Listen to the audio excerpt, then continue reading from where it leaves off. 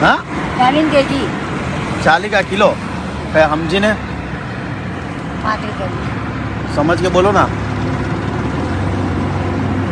30 30 थोड़ा भी नहीं करो के समझ के नहीं आप